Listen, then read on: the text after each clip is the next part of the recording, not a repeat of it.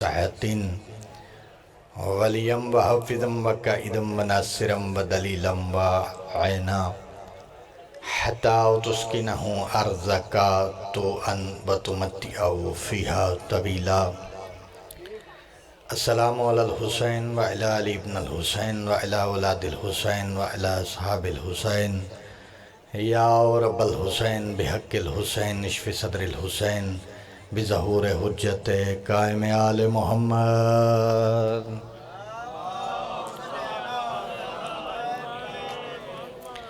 دعائے محمد و آل محمد کے خالق اللہ بانیان کے رزق کی عزت بخت میں اضافہ فرمائیں.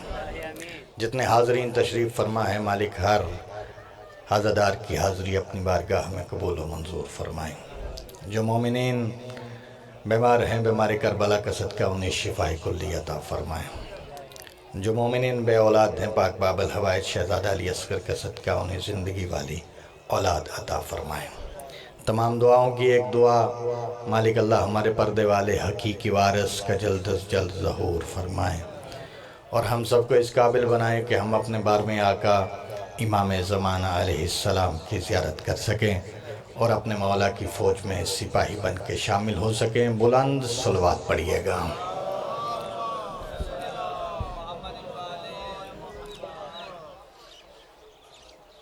چہرہ دیکھنے والے چلے گئے، ذکر سننے والے ابھی بیٹھے ہیں اور اتنے کم نہیں ہیں کہ صلوات کی آواز اتنی کم ہو. جن کے دلوں میں آل محمد کا جتنا مقام بلند ہو اتنی بلند صلوات پڑھیے گا.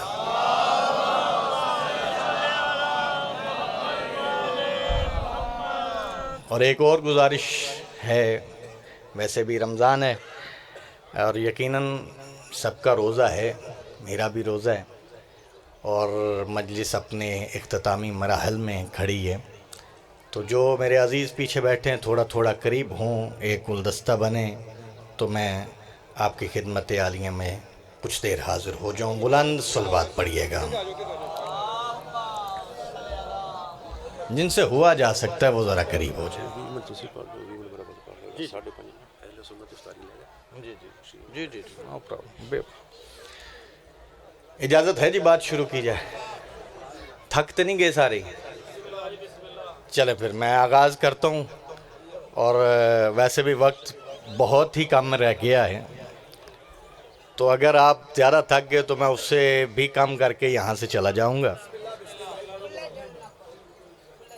تمام حمد ہے اس خالق لم یزل کے لیے کہ جس نے مجھے اور ہر علی والے کو وہ دل عطا کیا کہ جس کا مرکز محور ولایت علی ابن ابی طالب ہے. اور کروڑوں درود و سلام ہو محمد و آل محمد پر کہ جن کی محبت میں ہی اللہ نے جنت کو قرار دے دیا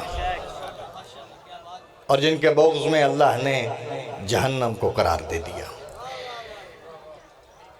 رمضان، ماہ رمضان، رمضان کا مہینہ، اور اس مہینے کو اللہ کا مہینہ کہا جاتا ہے. ایسے ہی ہے نا، اس مہینے کو اللہ کا مہینہ کہا جاتا ہے.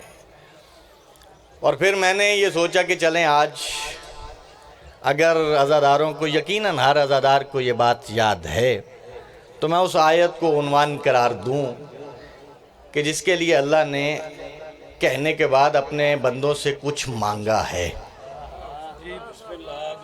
اجازت ہے میں آیت پڑھوں؟ بسم اللہ الرحمن الرحیم. یا ایہا الذین آمنوا اطیعوا اللہ و اطیعوا الرسول و اولی الامر منکم. اللہ قرآن میں فرما رہا ہے کہ اے ایمان والو اللہ کی اطاعت کرو اور اس کے رسول کی اطاعت کرو اور صاحبان امر کی اطاعت کرو. اور اگر تمہارے درمیان آپس میں جھگڑا ہو جائے تو پھر اللہ اور اس کے رسول کی طرف رجوع کرو. یہ بس یہی تمہید ہے اور آپ کی مشکل آسان کر دیتا ہوں. لیکن میں اسے پہلے مروت بھائی ایک جملہ کہنا چاہتا ہوں، اور جملہ اگر پہنچ گیا تو یقیناً میرے حصے کی مجلس ہو گئی، میرا اتنا لمبا سفر مکمل ہو گیا. نبیوں کے سلطان مسجد نبوی میں منبر پہ بیٹھ کے فرما رہے کہ اللہ فرما رہا ہے بسم اللہ الرحمن الرحیم یا ایہا الذین آمنوا اطیعوا اللہ واطیعوا الرسول واولی الامر منکم، کہ اللہ فرما رہا ہے کہ اللہ کی اطاعت کرو، اس کے رسول کی اطاعت کرو اور صاحبان امر کی اطاعت کرو۔ اب میری طرف توجہ ہو تو جملہ کہوں، وہ ساری زندگی جو اللہ اور آل محمد کے درمیان فرق رکھتے تھے، سلامت رہیں، وہ بندے قریب آئے اور آ کے سوال کرنے لگے کہ سرکار آپ کہہ رہے ہیں اللہ کی اطاعت کرو، تو سرکار اطاعت تو اس کی جاتی ہے جو ہم سے بولے، جو ہم سے بات کرے، جو ہمارے سامنے آئے۔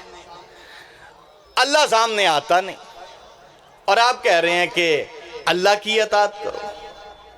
بھئی توجہ فرمائیے گا نیاز حسین، جب کہا نا کہ اللہ تو سامنے آتا نہیں تو پھر ہم اللہ سے کیسے بات کریں گے؟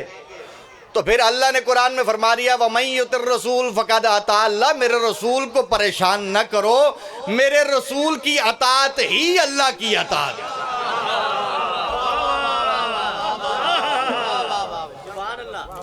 میرے رسول کی، یہ لفظ پریشان میں نے خطابت کا کہا ہے، لیکن آیت کا ترجمہ اتنا ہی ہے کہ میرے رسول کی اطاعت تھی، اللہ کی اطاعت۔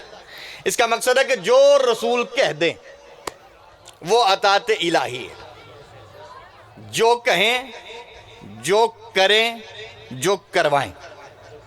یعنی اگر رسولوں کے سلطان نے اللہ کے مہینے میں نماز عشاء میں 4 رکعت واجب پڑھی ہے تو اس کے بعد ساری رات نماز میں کھڑا ہونا اللہ کی اطاعت نہیں ہے۔ جی بہت شکریہ،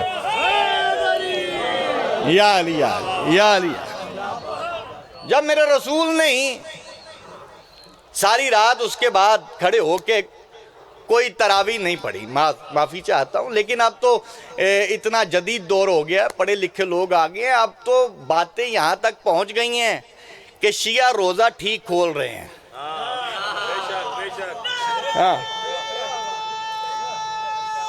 مل کے بولو ہر علی والا جی، یا علی یا علی۔ شیعہ ٹھیک نہیں ہے یا ہیں، یہ بات تو چلیں ابھی تک نہیں ہوئی، لیکن یہ بات بندوں کے ذہن میں آ گئی ہے کہ جی شیعہ روزہ ٹھیک کھول رہے ہیں۔ تو یہ بات ذہن میں آئی کیوں؟ کیونکہ قرآن پڑھا گیا۔ جب قرآن میں کہا گیا کہ روزہ رات تک مکمل کرو تو پھر وہ رات تک مکمل ہوگا۔ اب اگر کوئی بندہ یہ کہے کہ جی اس وقت میرے رسول نے فلاں صحابی کو بلایا تھا، فلاں کام کیا تھا، فلاں کام کیا تھا، تو ایک بات یاد رکھنا، ایسے جان نہیں چھوٹے گی کہ آپ اپنی مرضی سے روایت بنائیں اور اسے حدیث کہہ لیں۔ میرے رسول کی حدیث یاد رکھنا، میرے رسول نے فرمایا تھا ہماری کوئی حدیث بھی قرآن سے نہیں ٹکراتی، ہماری کوئی حدیث بھی، یا علی قرآن سے ٹکراتی نہیں۔ اب قرآن میں اللہ کہہ رہا رات تک روزہ پورا کرو، تو پھر اس کے سامنے جو بھی حدیث آئے گی تو میرے رسول نے کہا اسے دیوار پہ مارو، وہ ٹھیک نہیں ہے۔ اور بات رہی اطاعت کی، میں نے 2 باتیں اتنی جلدی اتنے کم وقت میں، اس سے زیادہ میں جلدی کر نہیں سکتا تھا، کہ نماز بھی وہی قبول ہے جو میرے رسول نے کہی، روزہ بھی ویسے ہی قبول ہوگا جیسے اللہ نے قرآن میں کہہ دیا۔ اپنی مرضی اطاعت الہی نہیں ہے، جو بندہ اپنی مرضی کرے وہ اطاعت شیطانیت ہے۔ میں تحمل سے، ذمہ داری سے بات کروں گا، ویڈیو کیمرہ میرے سامنے لگا ہے، پہلی بار آپ کی خدمت عالیہ میں حاضر ہوا ہوں، اور ملک مروت صاحب مجھے اچھی طرح جانتے، اگر کوئی کمی پیشی رہ جائے تو مجھے پھر بلا لیجئے گا۔ میں نے کہا کہ اپنی مرضی کوئی بھی عمل کیا جائے وہ اطاعت الہی نہیں ہے، وہ اطاعت شیطان ہے۔ اب کوئی بندے کہہ دے کہ یہ تم نے اطاعت شیطان کیسے کہہ دیا، تو پھر اسے سورہ یاسین پڑھنی پڑے گی۔ ہاں میں قرآن سے بات کر رہا ہوں، پھر اسے سورہ یاسین پڑھنی پڑے گی۔ اور قرآن میں اللہ واضح فرما رہا ہے کہ اے آدم کے بیٹو، میں نے تم سے کہا نہیں تھا کہ شیطان کی عبادت نہ کرنا۔ بھائی جاگنا نیاز حسین، تھوڑے سے ہاتھ کھول کے بیٹھیں، بالکل افطاری کا وقت قریب ہے۔ تے ایک گال تو اندسا اے جنہیں ہون تسی تھکے بیٹھے ہو نا، افطاری کرن تو بعد جو بہتا سارا میٹھا پانی پی لیا تے ایس تو بہتے تھک جاؤ گے، لہذا نیاز حسین تھوڑا سا بیدار ہو تو میں جلدی کروں اور میں یہ آخری جملہ فضائل کا آپ کے حوالے کر دوں۔ میں نے کہا کہ اللہ سورہ یاسین میں فرما رہا ہے اے آدم کے بیٹو، میں نے تم سے کہا نہیں تھا کہ شیطان کی عبادت نہ کرنا۔ اب میں شیعہ بندے سے بات کرنے لگا ہوں، شیعان علی سے، کیونکہ یہ جملہ میں نے اس لیے کہا ہے کیونکہ شیعان علی کا ہی امام ہے جسے صادق کہا جاتا ہے۔ مولا امام صادق علیہ السلام سے ابو بصیر نے پوچھا تھا، مل کے بولو یار علی والا، یا علی یا علی۔ جی بہت شکریہ۔ امام صادق علیہ السلام سے ابو بصیر نے سوال کیا تھا کہ سرکار یہ جو اللہ قرآن میں فرما رہا ہے کہ میں نے کہا نہیں تھا کہ شیطان کی عبادت نہ کرنا، مولا بندے شیطان کی عبادت کرتے ہیں؟ میں جملہ کہہ کے چہرے دیکھوں گا اور چہرے پڑھوں گا۔ جب کہا نا کہ مولا بندے شیطان کی عبادت کرتے ہیں، آپ کر میرے صادق مولا نے آواز دے کے کہا صرف گھر میں نہیں مسجدوں میں بھی جا کے کرتے ہیں۔ جاگنا نیاز حسین، صرف گھر میں نہیں، بندے اللہ کے گھر میں جا کے شیطان کی عبادت کرتے ہیں۔ مولا اللہ کے گھر میں جا کے شیطان کی عبادت کرتے ہیں، تو پھر پتہ کیسے چلے گا کہ رحمان کی عبادت کون کرتا ہے؟ اب جو بندہ سویا رہے اس کا اپنا مقدر ہے، لیکن میں یہ آخری جملہ کم از کم اس منبر پہ کھڑا ہو کے اتنی ایمانداری سے کہہ رہا ہوں کہ اگر بندے اس جملے کو اپنے دلوں میں بسا کے لے گئے تو نسلیں سنور جائیں گی۔ حوالے کا ذمہ دار میں کھڑا ہوں، منبر آل محمد ہے، 14 حضر ہے، 14 ناظر ہے، جھوٹے پہ اللہ کی لعنت ہے۔ اور اس کے بعد بھی اگر کوئی بندہ یقین نہ کرے تو پھر وہ بندہ جانے اور آل محمد جانے۔ میرے مولا نے کہا کہ ایسے بندے بھی ہیں جو مسجد میں بھی جاتے ہیں، اللہ کے گھر میں بھی جاتے ہیں، لیکن اللہ کی عبادت نہیں کرتے، شیطان کی کرتے ہیں۔ کہنے لگے اچھا اگر ایسے لوگ ہیں تو مولا کیسے پتہ چلے گا کہ اللہ کو سجدہ کون کرتا ہے، شیطان کو سجدہ کون کرتا ہے؟ ابو بصیر نے جب یہ سوال کیا نا تو آپ کر میرے صادق مولا نے آواز دے کے کہا ابو بصیر ایک کلیہ بتاتا ہوں، جو پڑھے لکھے بندے ہیں شاید انہیں پتہ ہونا چاہیے کہ میرے صادق امام کا ایک کلیہ بندے کو سائنسدان بنا دیتا ہے۔ جنہیں اس بات کا علم ہو، میرے صادق مولا نے کہا ابو بصیر ایک کلیہ، ساری زندگی قیامت تک پتہ چلتا رہے گا اللہ کو سجدہ کون کرتا ہے، شیطان کو سجدہ کون کرتا ہے۔ دل ہے کہ وہ کلیہ سناؤں؟ جب کہا نا کہ ایک کلیہ بتا دیتا ہوں، فوراً ابو بصیر نے یوں ہاتھ باندھ کے کہا ٹھیک ہے مولا آپ بتائیے نا تاکہ پتہ تو چلے کہ اللہ کو سجدہ کون کرتا ہے، شیطان کو سجدہ کون کرتا ہے۔ یہ کہنا تھا آپ کر میرے صادق مولا نے آواز دے کے کہا ابو بصیر جب صبح نماز پڑھو، نماز پڑھ کے سب سے پہلے مسجد سے باہر نکلنا، گھر نہ جانا، مسجد کے دروازے پہ کھڑے رہنا، جیسے جیسے نمازی نماز پڑھ کے مسجد سے باہر نکلیں ان کے سامنے میرے داد علی کی ولایت پیش کرنا، جو قبول کر لے وہ اللہ کی بڑھتا ہے، جو رد کر دے وہ شیطان کی بڑھتا ہے۔ جی سلامت رہے، مل کے یا علی یا مل کے جواب دو، مل کے جواب دو۔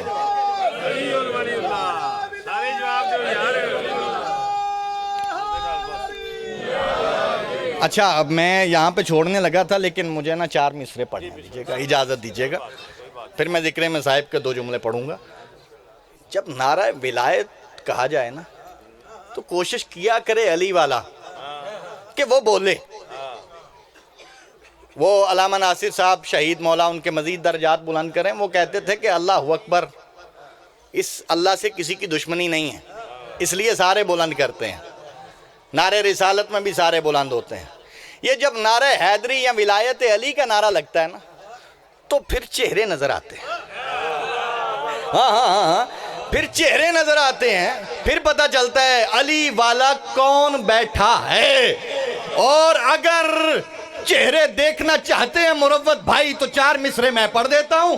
ذکر حیدر سبھی چہروں کو بیان دیتا ہے، جاگنا نیاز حسین، ذکر حیدر سبھی چہروں کو بیان دیتا ہے، نور مومن کو منافق کو دھوا دیتا ہے۔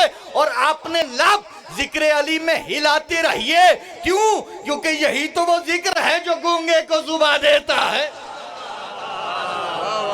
جی ہیں، سلامت رہے۔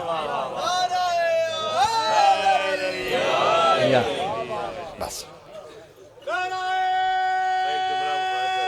جی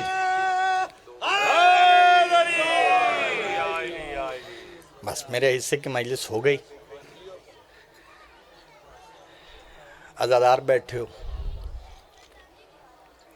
یہ وہ واحد شیعہ قوم ہے جو عید والے دن بھی کالے کپڑے نہیں اتارتے۔ ہاں، عید والے دن عزادار کو چاہیے، علی والے کو چاہیے کہ ضرور کالا لباس پہننا اور کوشش کرنا کہ گریہ ہو، ماتم ہو۔ یہ میں پیغام اپنی ماؤں بہنوں بیٹیوں کو بھی دوں گا، کیونکہ عید سے پہلے اگر کسی کا بابا مارا جائے نا تو وہ گھر میں لوگ کس طرح خوشیاں مناتے ہیں یہ تو آپ جانتے ہو۔ اور بیٹیوں کو میں نے کہا نا، میں بالخصوص اپنی بیٹیوں کو پیغام دینا چاہتا ہوں۔ بیٹیوں کو بڑی محبت ہوتی ہے باپ سے، اور باپ کو بھی بڑی محبت ہوتی ہے بیٹی سے، اور یہ ایک محبت کا پیکر صرف مجھے آپ کو دکھانا ہے۔ باپ نام ہے حسین ابن علی،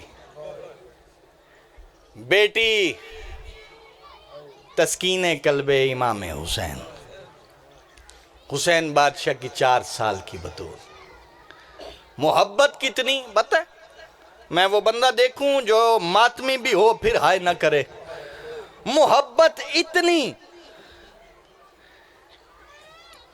کہ بی بی نے جب شام غریبہ کے بعد صبح کے سورج میں اپنے بابے کا لاشا 9 حصوں میں تقسیم ہوئے دیکھا نا، تڑپ گئی تھی میری مخدوم۔ سلامت رہے جو ہائے کر رہے، تڑپ گئی میری مخدوم۔ اور بی بی نے پہلا کربلا میں ماتم کیا تھا، اور جب بی بی نے پہلا ماتم کیا، میں سمجھا اس لیے رہا ہوں، بندے کہتے ہیں ہم ماتم کیوں کرتے ہیں، ہم روتے کیوں، آؤ میں بتا دیتا ہوں۔ بی بی نے پہلا ماتم کیا، شمر نے پہلا ہاتھ اٹھایا، اور ہاتھ اٹھا کے آواز دے کے کہا ماتم روک، میں ادب سے پڑھنے کا عادی ہوں۔ میں اشارہ کر کے گزر گیا، جس کو سمجھ آئے گی وہ ماتم کر لے گا۔ بی بی ماتم سے نہیں رکی، جب اس نے دیکھا نا کہ حسین بادشاہ کی 4 سال کی بطول ماتم سے نہیں رک رہی، اس نے نا بی بی کے بلا تشبیہ یوں ہاتھ باندھ دیے، اور ہاتھ باندھنے کے بعد کتابوں میں لکھا ہے کہ اس اونٹ پہ بٹھا دیا جس پہ کوئی سواری نہیں کرتا تھا۔ اور عزاداروں صرف بٹھایا نہیں، پھر اس نے اپنے ہاتھ میں لوہے کا تازیانہ پکڑ کے اتنی زور سے مارا کہ اونٹ بھاگا، اور جب اونٹ بھاگا تو پھر بی بی کہیں گر گئی، اونٹ کہیں چلا گیا۔ اور جب یہ منظر دیکھا نا علی کی علی بیٹی نے، تو بی بی نے آواز دے کے کہا شمر اللہ تجھ پہ لعنت کرے، میں نے تجھے کہا تھا میرے حسین کی بطول ابھی چھوٹی ہے، اسے تنہا سوار نہ کر۔ عزاداروں یہ کہنا تھا، یہ گھوڑے پہ بیٹھا اور گھوڑے کو اس سمت دوڑانا شروع کیا جس طرف حسین بادشاہ کی 4 سال کی بطول زمین پہ گری پڑی تھی۔ اللہ جانے آپ کا ہاتھ ماتم کے لیے اٹھے نہ اٹھے، لیکن علی کی عزت کی قسم ہے علی کی بیٹی کے ہاتھ اٹھے، آواز دے کے کہا میرا اللہ میرے حسین کی سکینہ کو چھڑانے والا کوئی نہیں، میرے حسین کی بیٹی کو چھڑانے والا کوئی نہیں۔ عزادارو تیز گھوڑا دوڑتا دوڑتا وہاں آ گیا جہاں پہ حسین بادشاہ کی 4 سال کی بطول زمین پہ گری پڑی تھی۔ بی بی اٹھ کے کھڑی ہوئی، اس نے آواز دے کے کہا کس کے کہنے پہ اتری تھی؟ فرمایا کسی کے کہنے پہ نہیں اتری، اونٹ سے گر گئی تھی۔ یہ آواز دے کے کہتا جلدی کر، میرے گھوڑے پہ سوار ہو جا، تیری وجہ سے میرا سارا قافلہ رکا ہے۔ اب کوئی ہائے کرے نہ کرے، کم از کم یہاں جتنے سید بیٹھے ہو اتنی اونچی ہائے کر دینا کہ بی بی آپ کی ہائے کی گواہ بن کے یہاں سے جائے۔ علی کی عزت کی قسم ہے، جب اس نے کہا نا جلدی کر میرے گھوڑے پہ بیٹھ، بی بی 4 قدم پیچھے ہٹ کے کہتی مجھے ہاتھ نہ لگانا، میں سید زادی ہوں۔ یا حسین یا حسین، مجھے ہاتھ نہ لگانا، میں سید زادی ہوں۔ عزادارو یہ کہنا تھا۔ یہ آواز دے کے کہتا ہے اچھا خود گھوڑے پہ بیٹھے گی؟ فرمایا نہیں، خود نہیں گھوڑے پہ بیٹھوں گی، تو اپنے گھوڑے پہ بیٹھ جا، تو اپنا گھوڑا چلا، میں تیرے گھوڑے کے ساتھ ساتھ چلتی ہوں۔ اب میں سوال کروں گا اس بندے سے جس کے گھر میں چھوٹے بچے بھی ہیں کہ 4 سال کا بچہ کتنا تیز چلتا ہے؟ اتنا تیز چلتا ہے کہ اگر کوئی بڑا ساتھ جا رہا ہو تو اپنے قدم آہستہ آہستہ اٹھاتا ہے۔ رونے والی بات نہیں ہے، مر جانے والی بات ہے۔ کتابوں میں لکھا پڑا ہے کہ یہ گھوڑے پہ بیٹھا نا تو اس نے حسین کی 4 سال کی بیٹی کے ہاتھوں والی رسی میں ایک رسی ڈالی اور پھر اس نے گھوڑا چلایا نہیں ہے، پھر اس نے گھوڑا دوڑایا ہے۔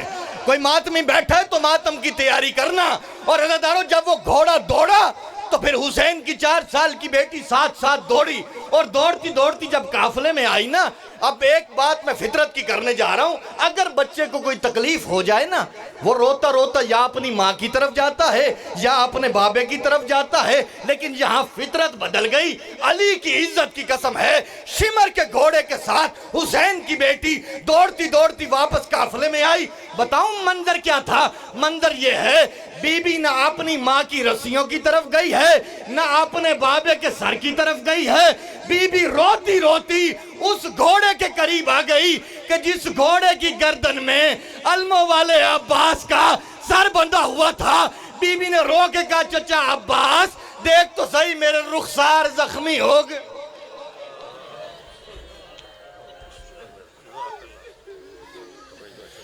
مومنین حضرات، بات